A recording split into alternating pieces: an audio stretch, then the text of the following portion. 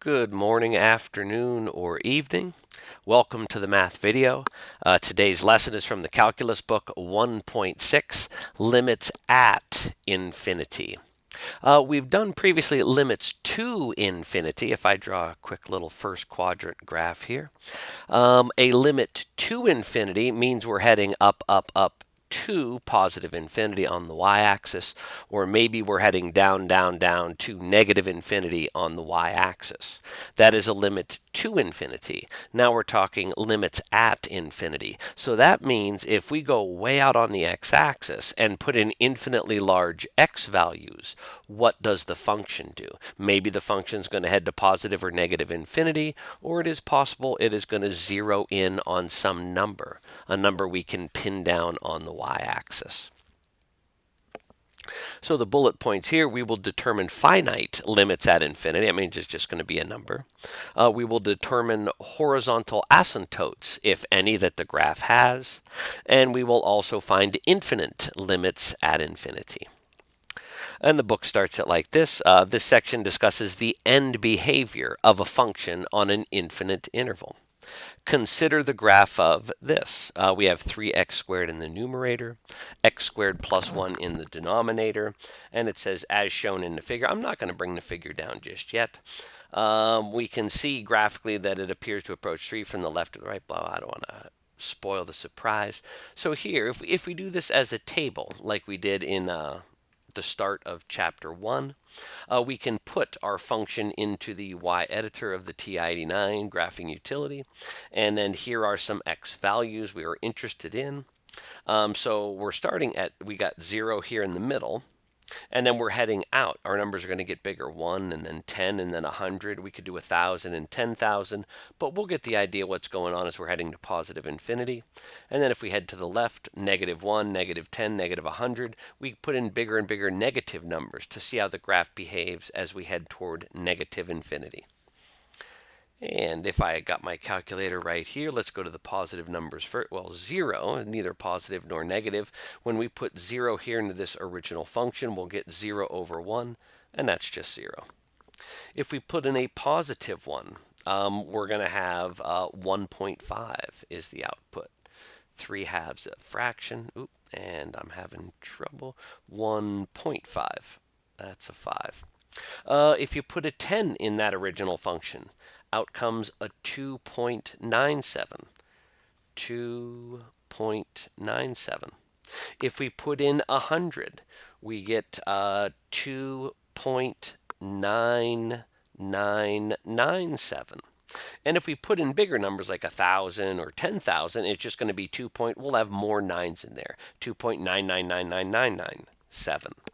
So as we're heading out this way, and I'll read it here in these red X's, x is increasing without bound. We're letting our x value get bigger and bigger heading toward infinity. And it sure looks like our outputs is approaching the number 3. 1.5, 2.9, 2.999. And as we keep going out, we're just going to get closer and closer to 3. Now, if we look back to the original function, our numerator has squared stuff in it. Downstairs, it's squared stuff plus 1. So as we head over to the other way here, put in a -1, we're going to get the same value as we did for positive 1, 1.5. -10 is going to give us the same value as positive 10, 2.97. There's a 9 there. -100, that will be 2.9997. And then as we keep going out there, getting bigger and bigger negative numbers, we'll get closer and closer to 3. So the book says as x decreases without bound, we're putting in more and more negative numbers. Our outputs, our y values, are approaching 3 again. So if we look at it as a table, we get an idea what's going on. We could also use the graphing feature on our calculator, and the graph's going to look something like this. From our table, we did have a point at 0, 0. That would be here at the origin. But then as we started to head out toward the right, toward positive infinity on the x-axis, it looked like our values, our y values, were approaching, but we're not going to cross the threshold of 3. And as we headed to the left, we were putting in negative numbers, but we were squaring stuff and then still dividing them. But as we headed out toward the left, we were heading out here toward negative infinity on the x-axis. It looks like we're approaching this line y equals 3 on the y-axis. So we can do numerically and graphically to get an idea what's going on there. Now let's see here how it says the table suggests the value of the function is approaching 3 as x increases without bound, as x goes to infinity.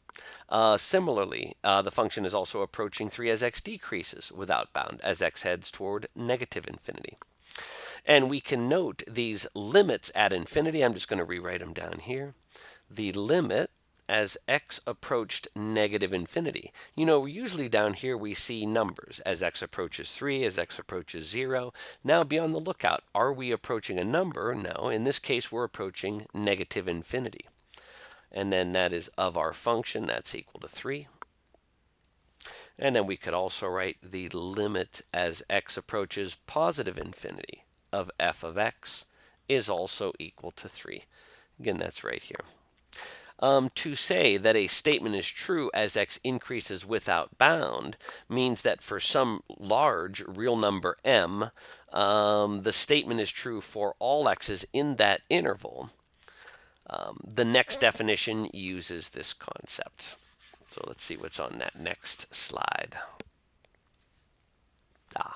Here we go. Now this, earlier in the book, we did talk about the definition of a derivative, and there was a more complicated definition. Some books will call it the delta epsilon definition.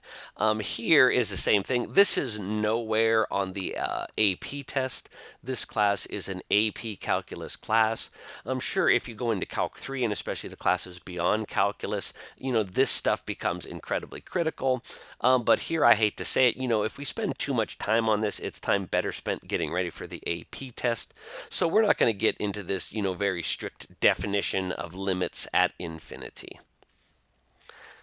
Again, that is kind of, well, not really beyond the scope of this course, but for the time constraints for the AP test, we're not going to spend any time on that. And that brings us to horizontal asymptotes. We know that vertical asymptotes, if I sneak down here and draw a little xy axis, a vertical asymptote is something that we can never cross or touch. As we approach that asymptote, we're forced to go up or down. We can also have horizontal asymptotes. Now, horizontal asymptotes are a little more lenient. You can sometimes cross them and come back over them. We might see that with an example coming up.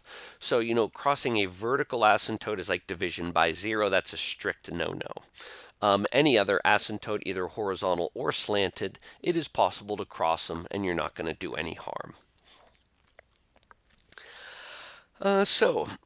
Let's just go right into the box here. The line y equals L, capital L, is a horizontal asymptote of the graph of the function f when, as we head toward negative infinity, we're approaching that limit L, or if we head to positive infinity, we're approaching that limit L.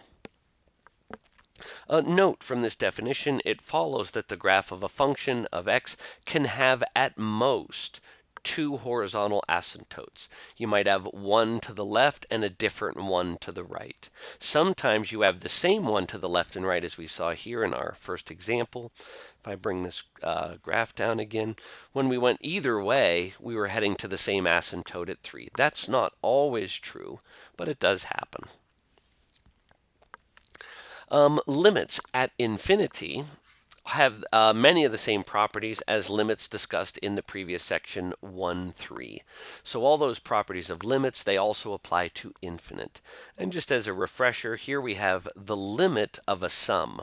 The limit of this sum of functions is equal to the sum of the limits, the limit of f of x plus the limit of g of x. Because we did these before when we were approaching numbers, here we are approaching positive or negative infinity. These properties still hold. Same thing for multiplication. The limit of the product is equal to the product of the two limits. Just because we're heading to infinity, those properties still hold true. Now, Theorem One Six. We have a couple things in here. And the first one, it says if R is a positive rational number and C is a real number. So again, R is a positive rational number. So that down here is our exponents. In these denominators, we have x to a power R. And it also says C is just some real number. So here we have our numerator, C is just a number like 3 or 10 or 50,000. But down in our denominator, we're going to have x to some infinitely, or we're going to have x is heading to infinity, and our exponent is a positive rational number.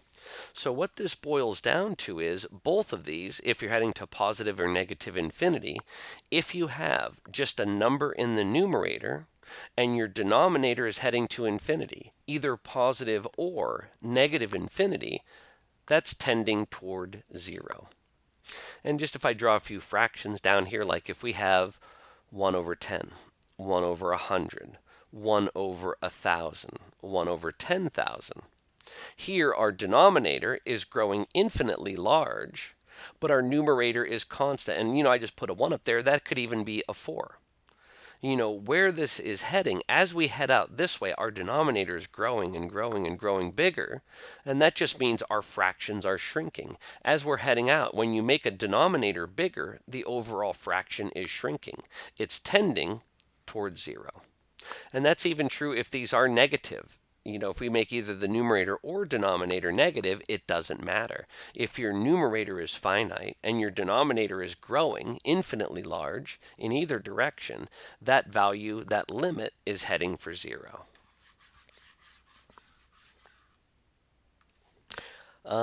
And it says here the second limit is is valid only if x to the r is defined when x is negative. Some functions, of course, aren't defined when it's negative, like square roots. So we just have to say it's true if it's defined. Now here in number 2, the limit, I'm just going to rewrite it here a little bigger. The limit as x heads to negative infinity of e to the x is equal to 0. And then almost the same, the limit as we head to positive infinity of e to the negative x is equal to 0. So in this case, there's only one negative sign. It's either down here or it's up here. So in the first one in red, our infinity has the negative sign. Up here, it's our exponent. Now, you could just sit down and memorize these bit by bit. I like to go back to the graphs of these. These make more sense to me as a graph. I'm a graphical thinker. So if we think back to pre-calc, here is our graph of e to the x. Any exponential goes through the point 0, 1. As we head out to the left, we're heading to the x-axis as a horizontal asymptote, and then we're heading up this way. So let's take, and this is, let me label it in red, e to the x. So if we look to this first part of up here, the limit as we head to negative infinity of e to the x. So this time we're heading out this way toward negative infinity on the x-axis. And remember, these graphs, they're coming down and approaching the x-axis. That is your horizontal asymptote. You are approaching 0. Now the other part of this, I'll switch to blue ink, e to the negative x. Remember, when our exponents are negative, it flips the graph around the y-axis. So this in blue is e to the negative x.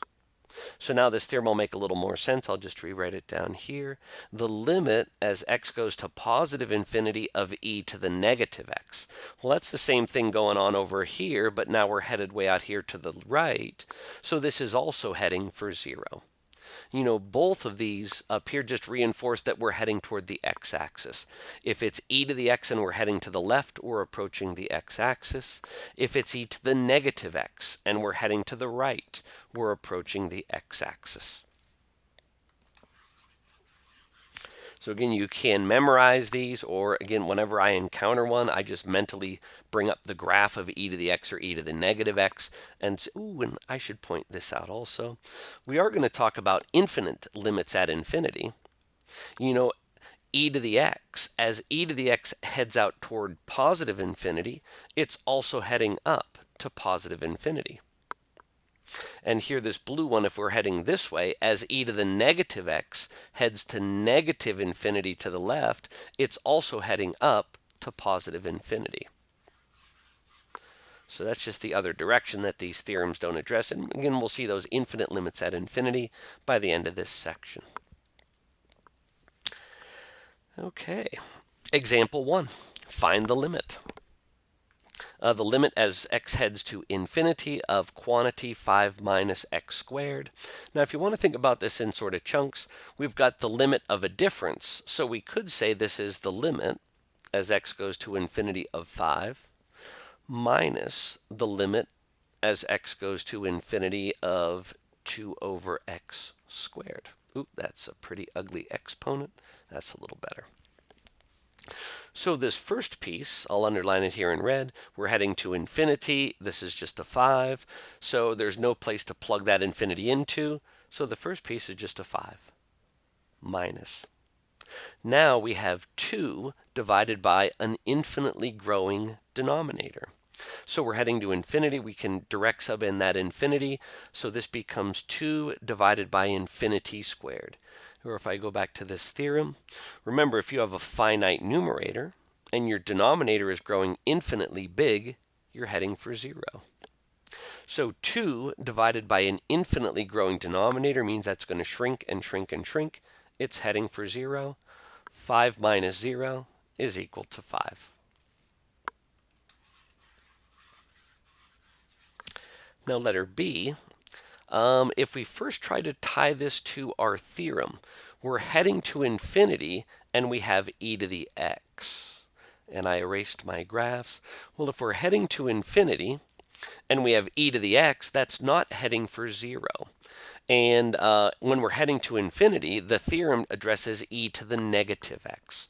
So if your goal is to make this look like the theorem, we can bring up our denominator. And when we bring up our denominator, remember what we do to its exponent, we make it negative. So e to the x downstairs moves up and becomes e to the negative x.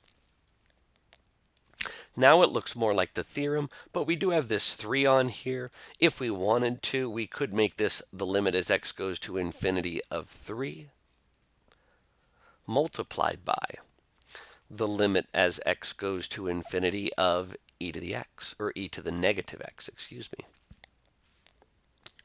So this first piece here, as we approach infinity of 3, that's just equal to, I'll sort of move up here, 3 times, well, the theorem for this part, as we head out to infinity of e to the negative x, well, that tends to 0. 3 times 0 is equal to 0. So that one is heading for 0. Now, another way that you can look at this, here, our numerator is 3. It's just a number. But if we plug in infinity to this x, that is e to the infinite power. And you remember, e looks like this. It's going up, up, up. We're just heading for infinity. So we could say this is 3 divided by an infinitely large and growing denominator. Now we can just go back and look at this part of that theorem. The first part, where we have a finite numerator with an infinite denominator, it's also heading for 0. So there's kind of 2 ways we could approach that one, depending on what jumps out at you.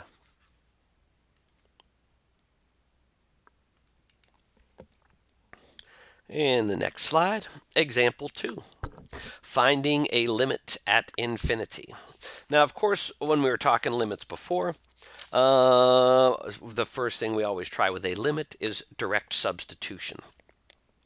So up here, I see my numerator is 2x minus 1. If I plug in my infinity, that's going to be 2 times infinity minus 1, and that's equal to infinity. Down in my denominator, that will be infinity plus 1, so that is also equal to infinity. Infinity divided by infinity, this is another one of those indeterminate forms. Indeterminate form. From its current form, we cannot determine what's going on with the limit or that it even exists. So direct substitution failed us. We have an algebraic way around this, and we'll also look at a graphical solution. But for algebraically, now I'm going to copy my limit notation. The limit as x goes to infinity, and here's my divider bar in the middle for the fraction. Now what we're going to do here is we're going to find the highest power of x in the denominator and divide everything by that power. So down in the denominator here I have x plus 1. First power is the highest power. So down here I'm going to write my x plus 1, but I'm going to divide each of those terms by x. So again, the denominator I broke up, x plus 1. I'm dividing each term by that highest power in the denominator. Now, if we do that to the denominator, of course, we would have to do it to the numerator also. So I'm going to switch to blue ink. Here I'm underlining is our numerator 2x minus 1. So here is 2x minus 1. But I'm going to divide each of those terms by the highest power in the denominator. And that's what it's going to look like. So we find the highest power in the denominator, divide every term by that highest power. Now look what happens. Here our x's are going to cancel, and here they're going to cancel, but they don't just disappear. Up here we had a placeholder 2 that held it together.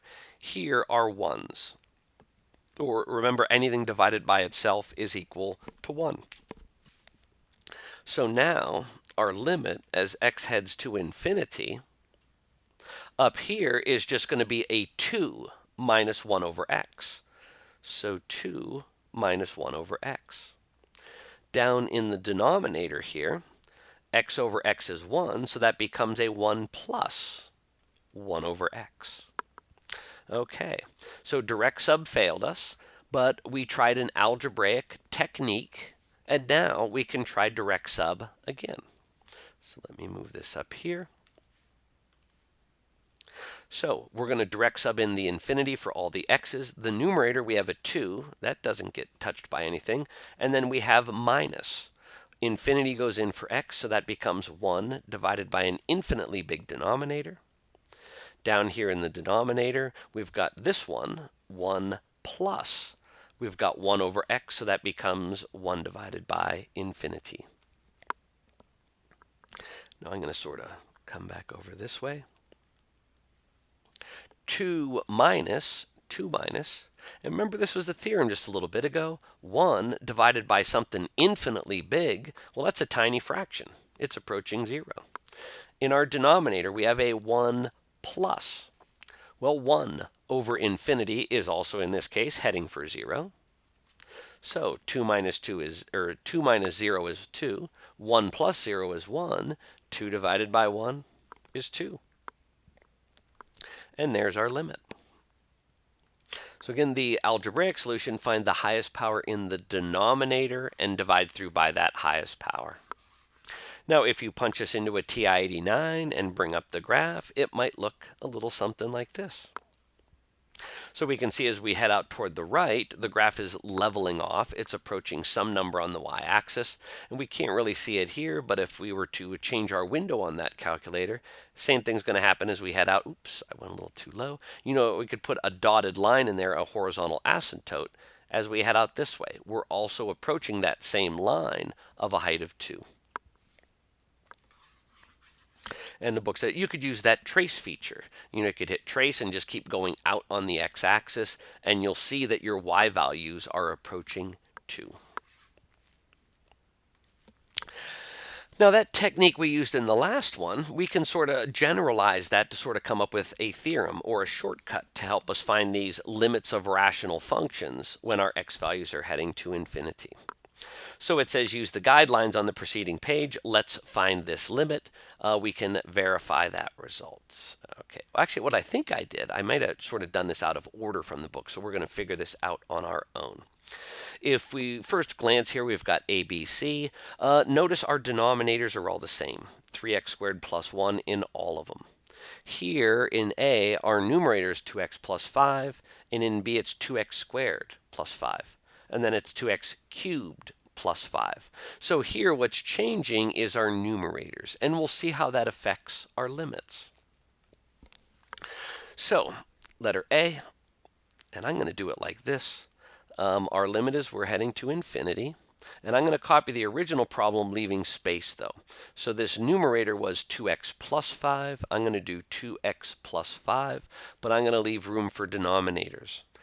Down in the overall denominator is 3x squared plus 1. 3x squared plus 1.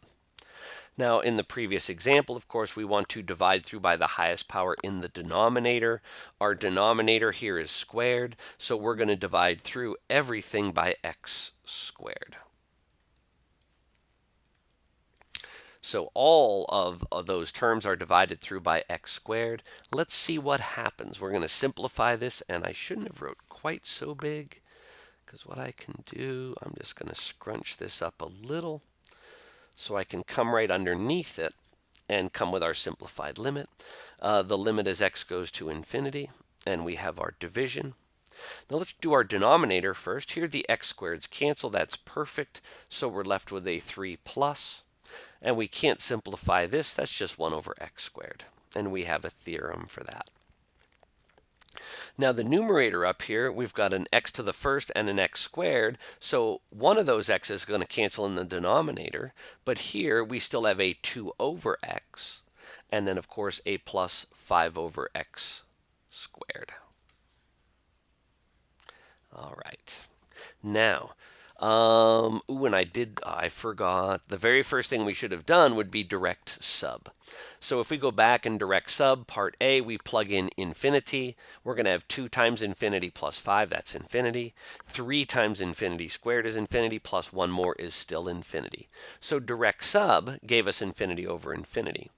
We tried an algebraic technique. Let's try direct sub again. So denominator, let's do this. Well, I'll come down here.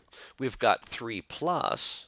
When infinity jumps in here, infinity squared is big, so that means 1 over infinity squared. That's heading for 0. So our denominator is 3 plus 0. Up here in the numerator, if I plug in infinity here, 2 divided by infinity, well, that heads for 0. Plus 5 over infinity squared, that's also heading for 0. So this becomes 0 over 3. Remember, we can divide into 0, but not by 0. So 0 over 3, well, that's just equal to 0. Our limit is equal to 0. And I'm going to sort of come back up here. That limit is equal to 0. All right. Letter B. We have, and I'm going to write a little bit smaller, but we'll still squeeze everything in, the limit as x heads to infinity. Now the numerator is 2x squared plus 5. Leave room for denominators. Our denominator is 3x squared plus 1. Now remember in this, our numerator did change, so it's going to be similar to, but not the same as part A. We look at our denominator. Highest power in the denominator is x squared. So everything will be divided by x squared, like so. Now, we're going to simplify. I'll come down here and change ink colors. We're heading to infinity still. Here in the numerator, 2x squared over x squareds cancel, leaving just the 2. 2 plus. 5 over x squared, we can't do anything with that, but we do have a theorem that will work. Here in the denominator, the x squareds cancel just like above. Now here we have a 3. 3 plus. And then our end term here, 1 over x squared. We'll just have to use that theorem on. All right, oops. Direct sub at the beginning would have given us infinity over infinity. So we try our technique. We have divided through by the highest power in the denominator. Now let's try direct sub again. So infinity is going to jump in for this x squared. Let me switch back to red. So the numerator becomes 2 plus 5 over infinity squared becomes a 0. In our denominator, the infinity doesn't have anywhere to jump in, so we have a 3 plus. Here is 1 over infinity squared. 1 divided by infinity squared heads for 0. So this limit is heading for 2/3. I'm going to come up here, letter B. We're heading for 2/3. Last part of this example, again, our denominator has not changed, but our numerator has. Now it's 2x cubed plus 5. So I'll write this here in black ink, heading for infinity. Our numerator is now 2x cubed plus 5. Leave room for denominators. The overall denominator, 3x squared plus 1. Leave room for denominators. And like we've always done, we are going to go by the highest power in the denominator and divide every term by that power. So everything gets divided by an x squared, and I wrote way too big, but I can fix that. There we go. So I'll switch to blue. We'll come down here and do a little simplification to see what we're left with. Denominator here, x squareds cancel, leaving a 3 plus 1 over x squared. We know where that's going. Numerator here, now the numerator is more powerful. We've got an x cubed and an x squared. So our denominator is going to cancel, but we're still going to have a 2x left. And then we've got a plus 5 over x squared. So here it's a little different. We've got this extra x. Let's see what happens. Whoa. Let's see what happens as we try direct sub again. So if we did direct sub at the very beginning, we would have again had infinity over infinity. Let's see what happens after our algebra and we try direct sub again. So here, infinity jumps in. That becomes 2 times infinity. That's going for infinity. Plus. Infinity jumps down here. 5 over an infinitely large denominator heads for 0. In our denominator, this 3, there's no place for the infinity to jump, so that's just 3 plus. Infinity jumping down here, 1 over an infinitely large denominator is heading for 0. Now when we started, infinity over infinity is indeterminate form.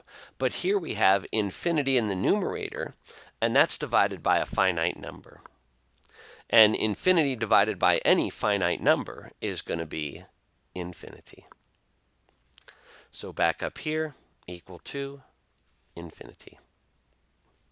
So now let's go back and reflect and look at this with a little more wide of a scope. So what was going on here? Our denominator was always 3x squared plus 1. Our numerator is what's changed. 2x, 2x squared, 2x cubed. So let's compare the power of the numerators and denominator. In letter A, it was 2x over 3x squared. Denominator more powerful. Denom more power.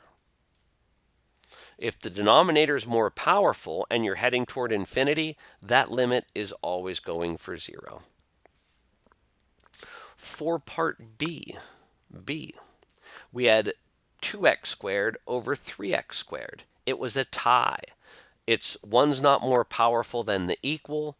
Denom equals numerator in power. Denom power equals numerator power. Equals numerator power. So if they're of equal power, look what happened. Our limit was 2/3. 2/3 is the coefficient fraction.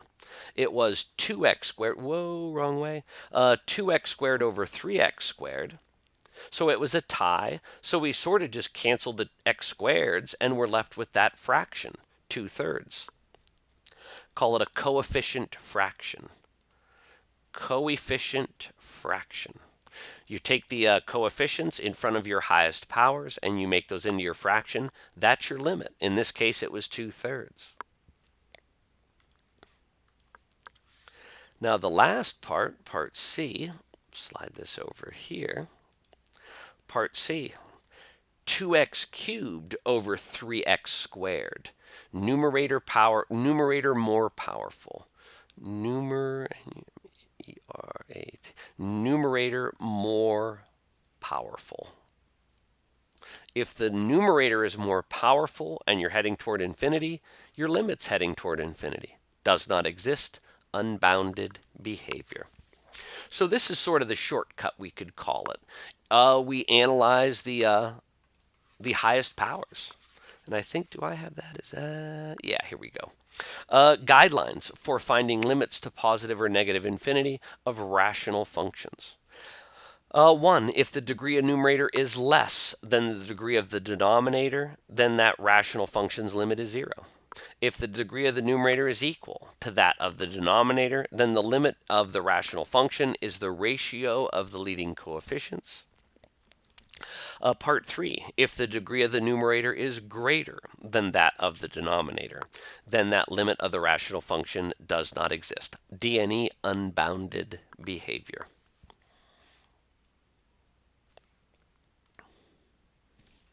The guidelines for finding limits at infinity of rational functions seem reasonable when you consider for very large values of x, the highest power term of the rational functions is the more influential in determining the limit.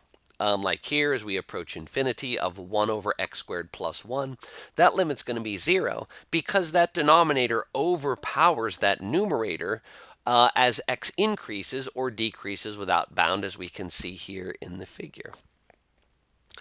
So as we head out, we're heading toward the x-axis. You know, it's sort of like that bell-shaped curve. The function shown in figure 148, yeah, this is a slightly different, is a special case of a curve studied by the Italian mathematician Maria Agnesi back in the 1700s. The general form of this function, or 8a cubed over x squared plus 4a squared, very special. They gave it a special name, the witch of Agnesi.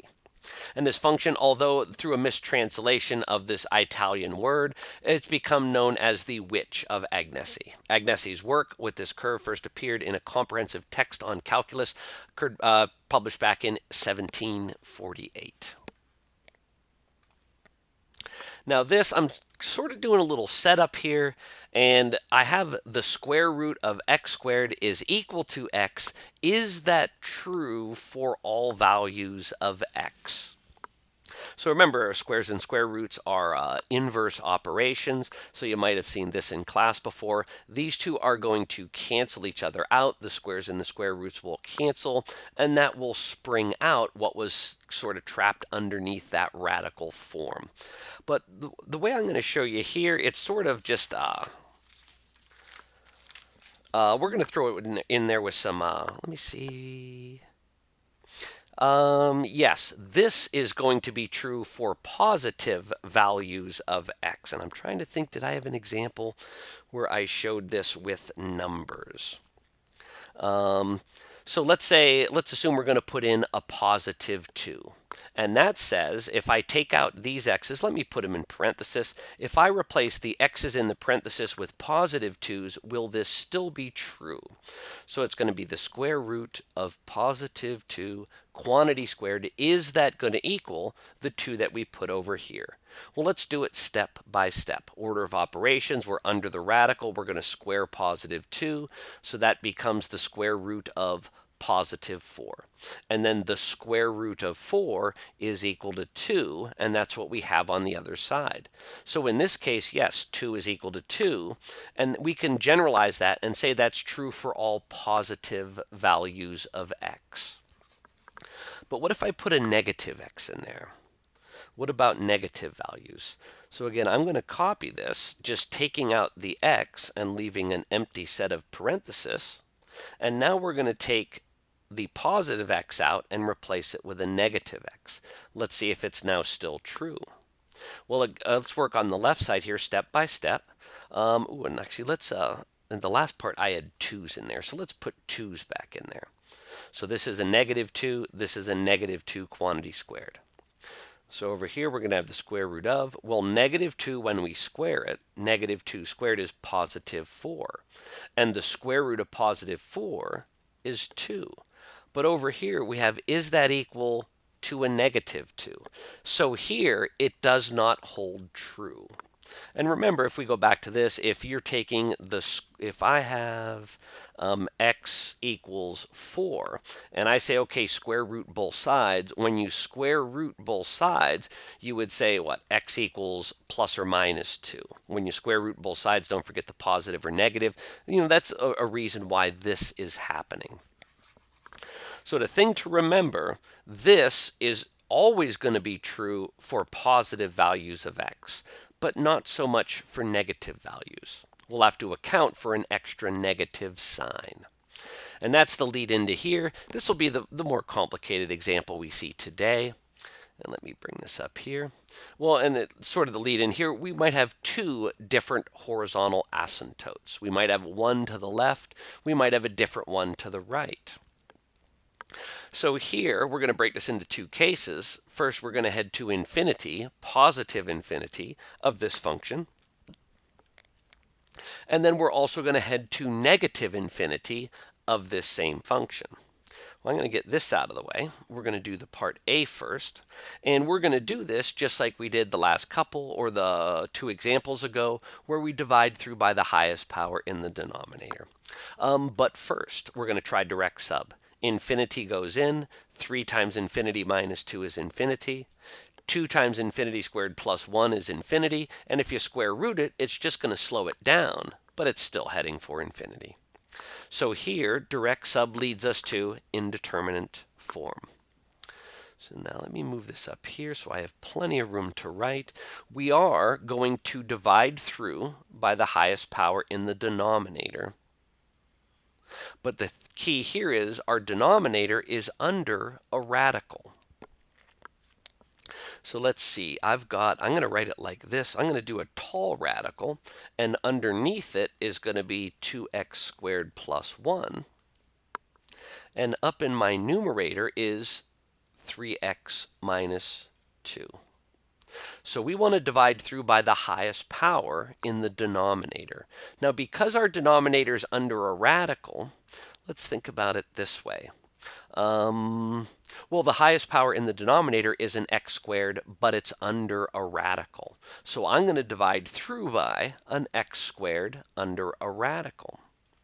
But when I come up here, if I put an x squared underneath a square root, and we have already know we're heading to positive infinity, well, I know that the square root of x squared, as long as we're positive, is just going to be x. So now if I come back up to here, we're dividing our numerator just by x. We're dividing our denominator by the square root of x squared. So these are the same thing. They look different. X is the same thing as the square root of x squared, as long as we're heading out here to positive x land. And I hope there's no confusion on that. Again, we're doing this flipped classroom. If there's any gray area on that, write down your question and ask me next time we're in class. Okay, so let's see what we can do here to algebraically simplify this down. Let me see if I can shrink this. Almost. Well, okay, I'll just have to fix. There we go. So in the numerator, these x's are going to cancel. So our numerator is going to be 3 minus. And then 2 over x becomes 2 over infinitely large. 2 divided by something infinitely big is heading for 0. Let's see what's happening under the radical. Now down here, we're still going to be under a radical, but the x squareds are going to cancel. So that's going to be a 2 underneath that radical. And then when we direct sub the infinity down here, plus 1 divided by infinitely large denominator is heading for 0. So this becomes 3 over the root of 2. Remember now we're heading to positive infinity. As we head to positive infinity, this is our limit. This will be our horizontal asymptote. Now if we bring out part B, now we're heading to negative infinity. And this is where this is going to come into play. Remember when we were heading to, when x was heading to positive infinity, the square root of x squared was just equal to x. But when x was heading to negative infinity, when we simplified the left side, we had x equals negative x. So we're just going to have to remember to account for an extra negative in this scenario. When we're heading out to negative infinity, we're going to have to do, well, I'll just show you here on the next slide. Okay, oops. Again, this is the same thing, but now we're heading to negative infinity. So this part is going to be the same as we just saw. Now we're heading to negative infinity. Our numerator is 3x minus 2. We're going to leave room for denominators. Our denominator is under a nice big radical, and that's 2x squared plus 1. We want to divide through the numerator and denominator by the same thing. But in this case, we know we're heading to negative infinity.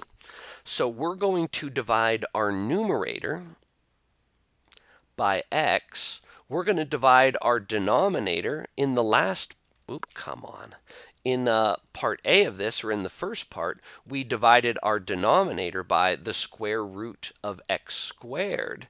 In this case, remember, we have to account for that additional negative. So what I like to do, I'm just going to put a negative in front of that. So when I come down here, we're going to divide through by the square root of x squared. And I just have to remember, this time we're heading to negative infinity. I like to put a negative outside that radical. So we've accounted for, that position where we're heading to negative infinity. The square root of x squared does not equal x. It equals negative x. Now the rest of this problem is just going to play out the way we saw when we were heading to positive. Oops. I forgot I should have divided by x up here. Okay. X. So when we simplify with a little algebra, here the x's cancel. So we're left with 3 minus 2 divided by infinitely large, heads for 0. So the numerator is the same as we saw previously. And the same thing is going to happen down in our denominator. The only difference now, we have this negative out in front of that radical. So under the radical, the x squareds cancel. Under the radical, we're left with a 2 plus, and then the 1 over x squared, that's also heading for 0, as x gets infinitely small in this case. So the zeros mean nothing. Now we have a limit of 3 over the negative root of 2. Ooh, and if you want to rationalize, you can, but you're never held accountable for that on the AP test. Rationalizing a denominator is just another chance to make a mistake. So my advice is to not rationalize any denominators. And just to recap here, side by side. So when we headed to positive infinity, our limit was 3 over the root of 2. When we headed to negative infinity, we were now negative 3 over the root of 2. So one horizontal asymptote to the left, a different one to the right. And here's what that graph would look like. And I did mention earlier, it is possible to cross a horizontal asymptote from time to time. When we headed out this way to positive infinity, I'll use red ink, we are going to approach that horizontal asymptote from underneath and not touch it. But something interesting happens here at 0 when we're heading to the left.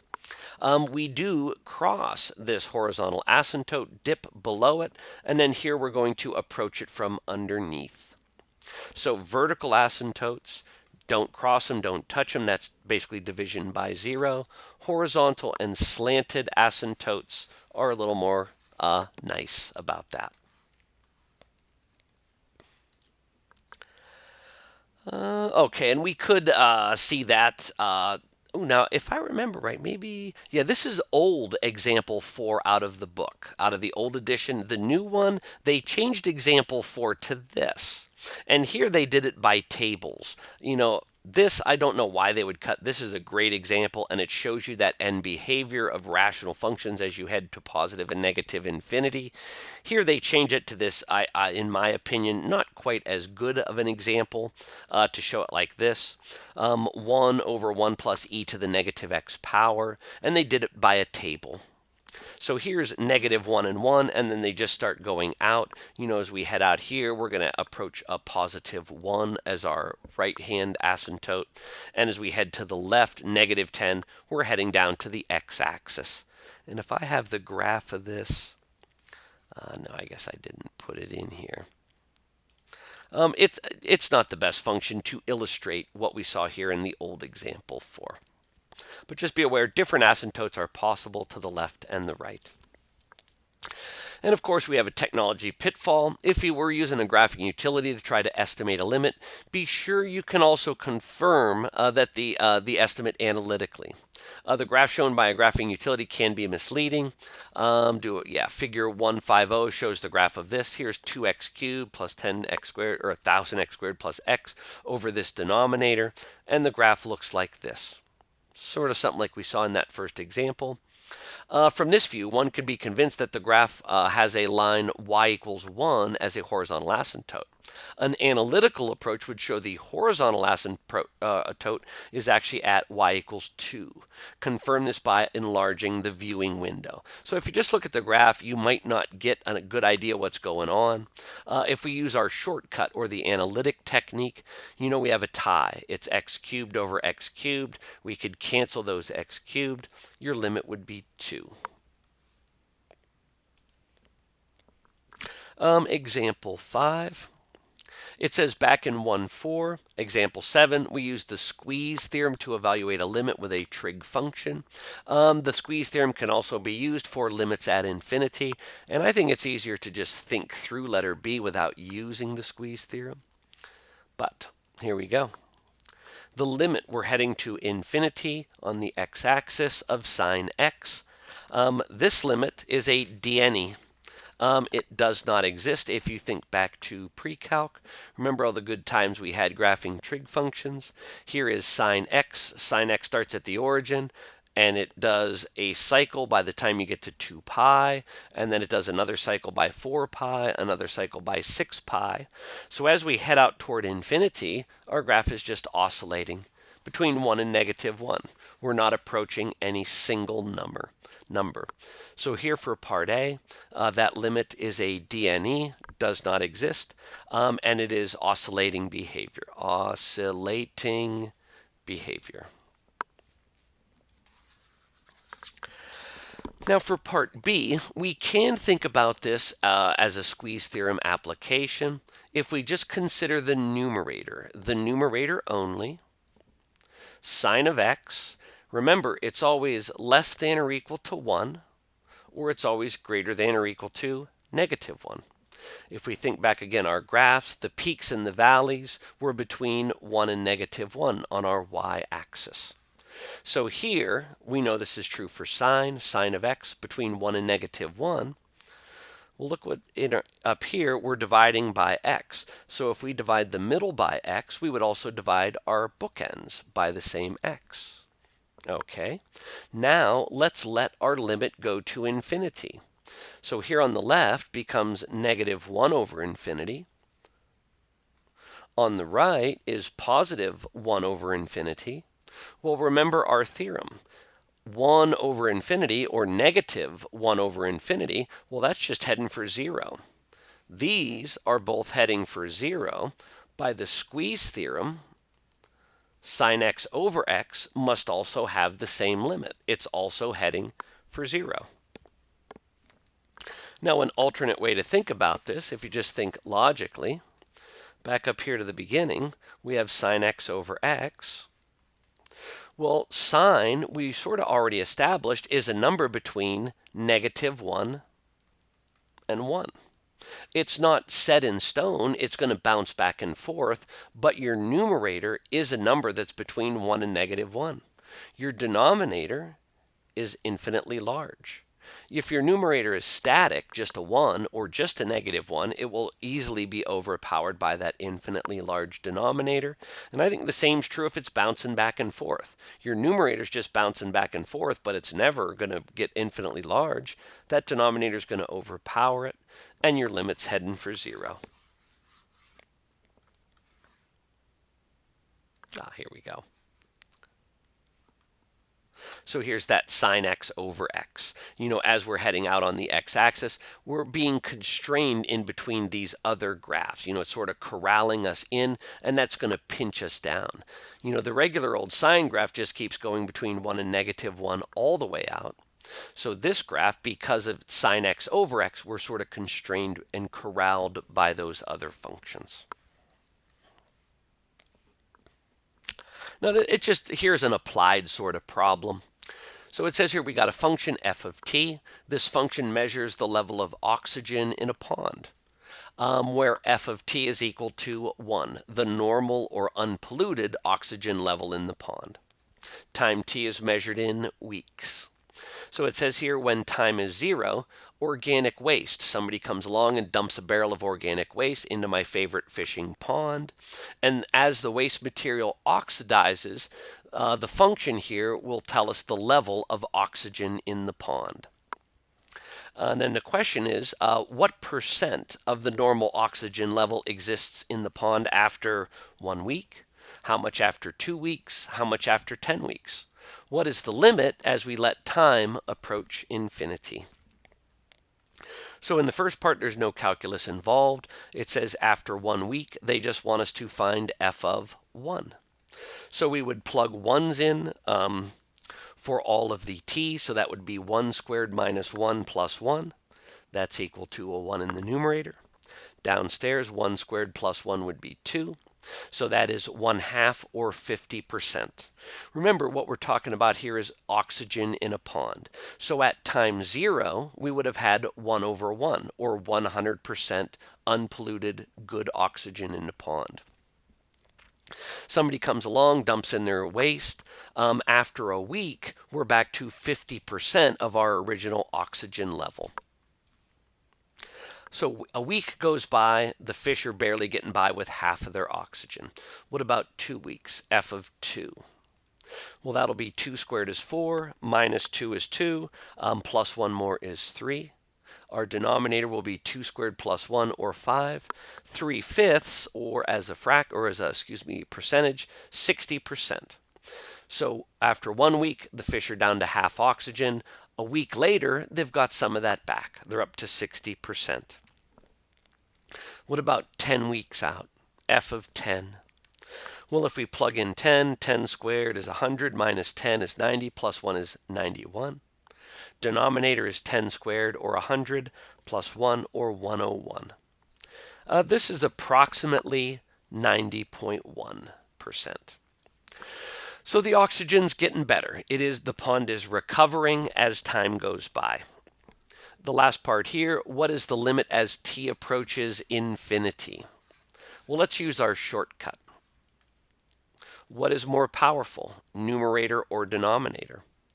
T squared, it's a tie. So our leading coefficients are these numbers, just implied ones.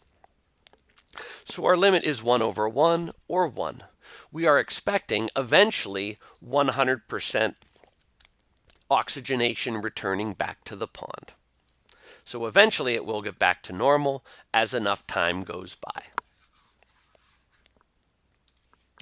Now, I believe the last thing here is the easiest part.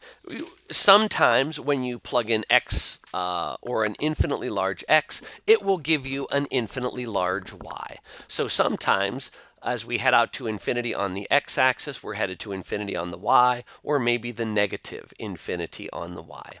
Now, I'm almost tempted not to read through this definition. It does have some of this n greater than and m greater than, but let's go through this one, and I'll sort of simplify it a little bit for us.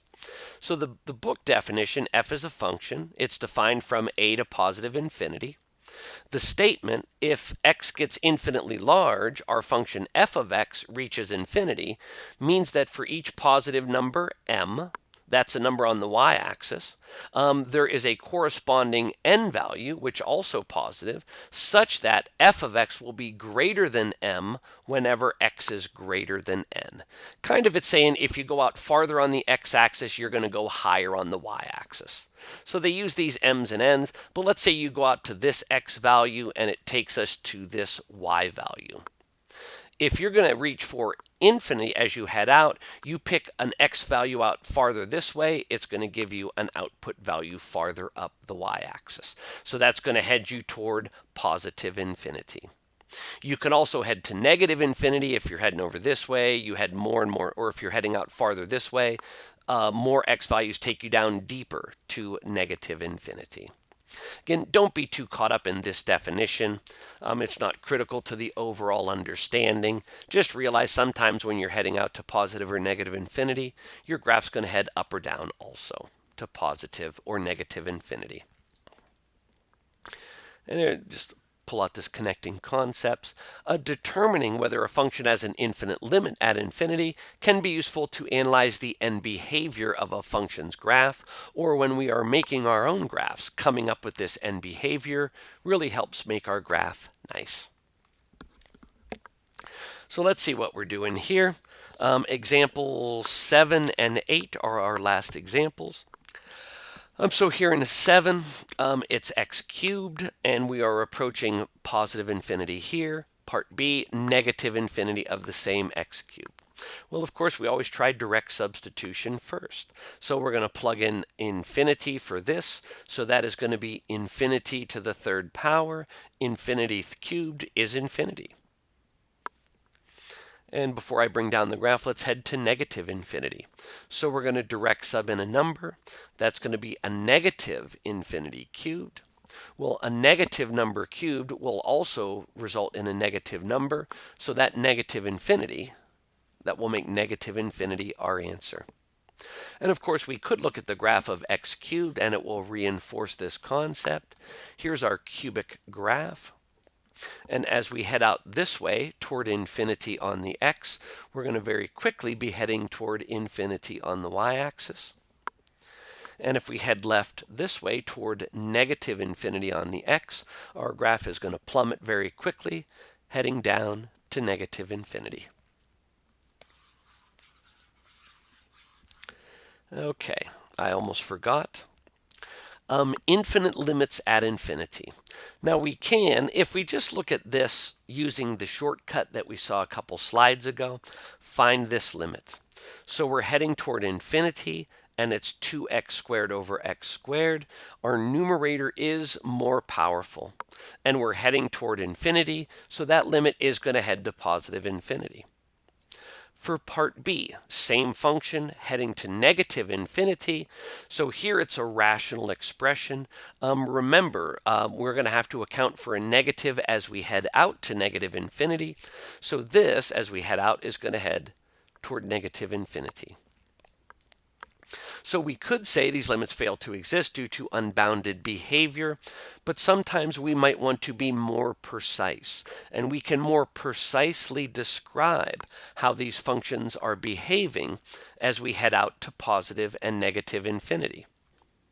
And the way we can more precisely describe that behavior, first, we're going to have to do a little polynomial long division, your favorite. So, and again, these are both the same function, so this will work if we're heading to positive or negative infinity. I'm going to take my denominator, my x plus 1, and I'm going to divide that into 2x squared minus 4x. And let's put a plus 0 on there. That might help in a little bit. And let's start doing this division. Okay, up here, I want under here a 2x squared, so I can subtract those. So what times x is 2x squared? That has to be 2x. So 2x times x is this 2x squared. 2x times 1 is plus 2x. Now remember here we subtract. So if you had me in class last year, I might say distribute a negative and then subtract. Or excuse me, add, because here we are subtracting, but if I distribute the negative, I can add that up and get a 0. Distribute the negative here, and when I add that up, I'm going to get negative 6x. Or you could say negative 4x minus 2 more x's takes us to negative 6x. And I'm going to bring down that 0 that we wrote over here. So now I want to get a number up top that's going to get me a 6x here. I'm multiplying by x, so this has to be a minus 6. So minus 6 times x will get me a minus 6x. Minus 6 times this plus 1 will give me a minus 6. And we can either subtract or distribute a negative and add. If I distribute a negative and add, this will be 0x, just like we wanted. And here we have a remainder 6. So if I come back up here, remember my remainder will become the numerator, so that's a plus 6 over x plus 1. Okay. So I'm going to erase this so I have a little more room to work. So if I bring sort of, well, I'm going to leave that up there. Remember this original function, 2x squared minus 4x over x plus 1? What we did is just changed how that looked. So the 2x squared minus 4x over x plus 1 is exactly the same as 2x minus 6 plus 6 over x plus 1. So these are basically the same thing, they just look a little different. Remember when we did the shortcut test on here, the numerator was more powerful, so we knew this limit was heading to infinity. If I put infinity into this part will disappear. This remainder will head for 0. But this would just be a straight line, and plugging in infinity would also give you the answer infinity. So again, we're heading for infinity either way, but we can now more precisely describe the behavior of the function. When we divided, what we found was the slant asymptote. If I back up, before I erased, this 2x minus 6. 2x minus 6 would be your slanted asymptote. So if we were going to graph this function, we could graph that 2x minus 6, the slanted asymptote, which they have here in the blue dotted line. And we have the rest of our function is the dark black ink. So, of course, we said that as we headed to infinity, we're heading up to positive infinity, but we can say more precisely, we're going to behave just like the line 2x minus 6. So as we head out toward infinity, we're heading up toward positive infinity, just like that slanted asymptote line. And also, if we're heading out to the left toward negative infinity, the graph is following this slanted asymptote also down toward negative infinity. So again, this we could just more precisely describe that behavior. We could say, oh, it's unbounded infinite to positive infinity, but more precisely, it's going to behave just like this line, 2x minus 6. And again, of course, because we're heading to negative infinity, that's also going to be true. We're heading to negative infinity on the y-axis. That's the end of the lesson. Next time I see you in class, we'll maybe do some odd problems or a worksheet. Enjoy the next video.